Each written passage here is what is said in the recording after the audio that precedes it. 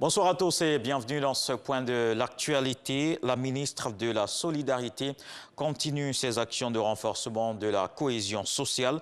Mariatou Kone a pris part ce samedi à la mosquée de Williamsville, dans la commune d'Adjamé, à une cérémonie de lecture du Coran. Elle a encouragé les fidèles musulmans à cultiver le vivre ensemble pour garantir la paix. Pour elle, ce sont des valeurs qui peuvent permettre de poursuivre le développement de la Côte d'Ivoire. L'Université de San Pedro ouvre ses portes à la rentrée 2021-2022. Les travaux de la première tranche sont presque terminés.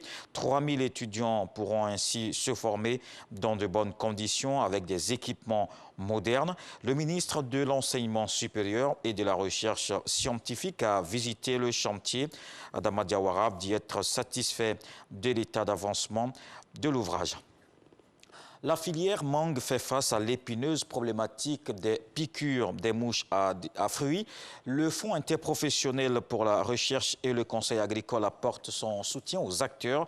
Le FIRCA a remis 20 000 pièges à mouches à l'administration coloniale dans les zones de production. C'est un don qui permettra de sécuriser les revenus des producteurs. Lansine Bakayoko. À cause des mouches de fruits, les exportations de mangue en provenance de la Côte d'Ivoire sont aujourd'hui confrontés à une menace d'embargo de l'Union européenne. Ce client majeur déplore en effet beaucoup d'interceptions liées à la présence de larves de mouches de fruits qui détériorent la qualité de la mangue ivoirienne. Les mouches de fruits sont classées par l'Union européenne comme des organismes de quarantaine selon la réglementation phytosanitaire européenne. La détection d'une seule mouche ou de sa larve dans une mangue d'une cargaison entraîne immédiatement sa destruction au port de destination. L'étendue des problèmes économiques posés par les mouches de fruits appelle à une coordination des efforts de lutte contre les ravageurs.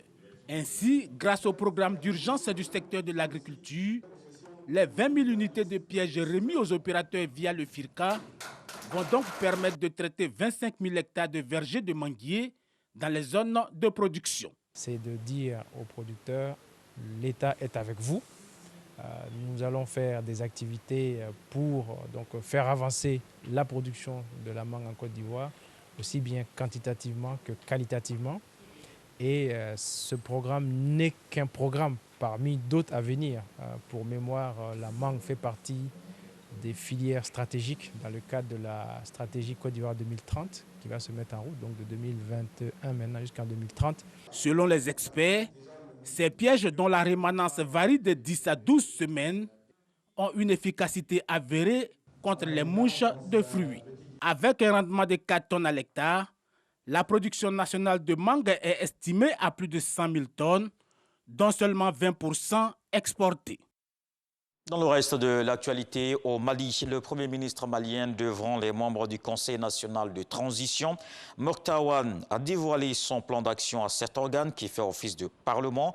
Ce programme comprend le délai à respecter pour l'organisation des élections maliennes l'année prochaine. Il aborde aussi la sécurité, notamment le dialogue avec les groupes djihadistes. Il est prévu le recrutement de 25 000 militaires. Moktawan a également prévenu que l'État compte se serrer la ceinture. En Birmanie, au moins 2 personnes tuées et une trentaine d'autres blessées. C'est le bilan ce samedi à Mandalay, dans le centre du pays. Des policiers ont tiré à balles réelles sur des manifestants mobilisés contre le coup d'État militaire du 1er février. Plus tôt dans la matinée, plusieurs milliers de manifestants pro-démocratie s'étaient rassemblés à Rangoon, la capitale économique. Ils rendaient hommage à une jeune femme de 20 ans décédée la veille après avoir reçu une balle dans la tête. On note aussi cette menace terroriste, cette menace sanitaire. La Russie a annoncé ce samedi avoir détecté le premier cas de transmission à l'être humain de la souche H5N8 de la grippe aviaire. Le pays indique avoir informé l'Organisation mondiale de la santé. Ce virus a été détecté chez 7 personnes contaminées dans une usine de volailles du Sud. Une épidémie de grippe aviaire a touché les animaux en décembre 2020 dans cette localité. Les malades se sentent bien et n'ont pas de complications, rassure l'agence sanitaire russe. Des mesures ont été rapidement prises pour contrôler la situation dans ce foyer d'infection. et le Nouvel An en Chine, célébré selon le calendrier lunaire le 12 février dernier. Ainsi, l'année du rat s'est éclipsée pour voir celle du bœuf 2021. Tout un symbole d'organisation de son temps. On en parle dans la page culture avec notre invité Wang Li, l'ambassadeur de la Chine en Côte d'Ivoire. Je vous donne donc rendez-vous à 20 h.